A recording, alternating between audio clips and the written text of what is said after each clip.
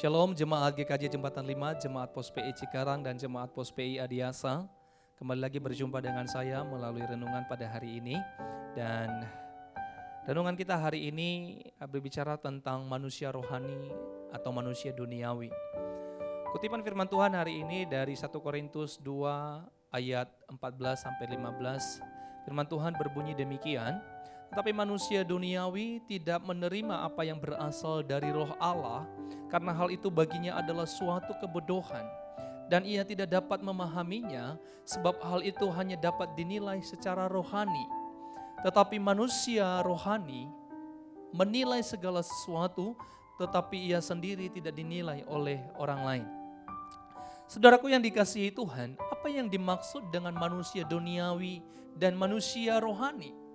Apakah manusia duniawi disebut duniawi karena tinggal di dunia ini dan sementara manusia rohani tidak tinggal di dunia ini? Saya rasa bukan begitu. Menurut saya yang dimaksud dengan manusia duniawi adalah orang-orang yang hidup dengan gaya dunia dan yang tidak mau tahu tentang yang Tuhan ajarkan di dalam kehidupannya. Bahkan ini termasuk di dalam orang-orang yang menyebut diri sebagai orang Kristen.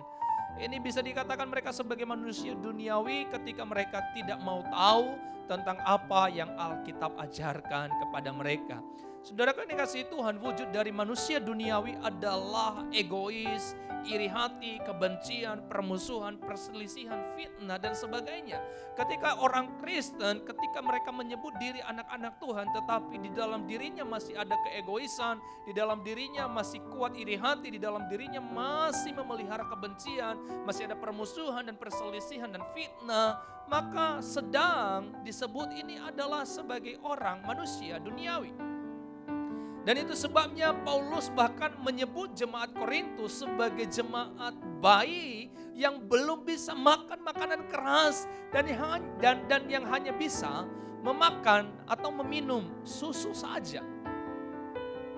Paulus tidak bisa menyebut jemaat Korintus sebagai jemaat yang dewasa karena Paulus ternyata menemukan di dalam mereka jemaat ini masih saja ada perselisihan, masih saja ada pertengkaran, masih saja ada iri hati dan segala macam.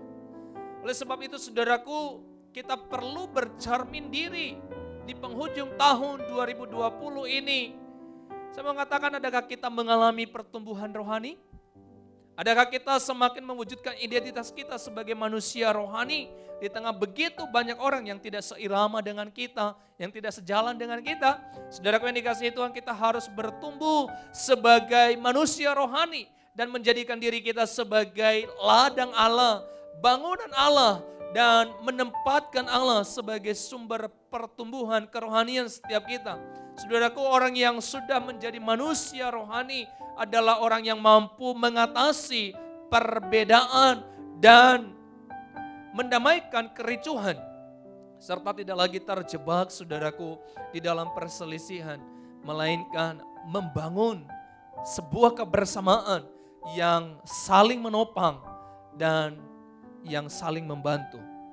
Di akhir dari tahun 2020 ini, saya mengatakan marilah kita menjadi pelopor daripada manusia rohani dan marilah kita menjadi terang, marilah kita menjadi teladan yang baik dan bukan teladan yang buruk di tengah-tengah lingkungan sekitar kita, di dalam keluarga kita atau bahkan dimanapun kita berada.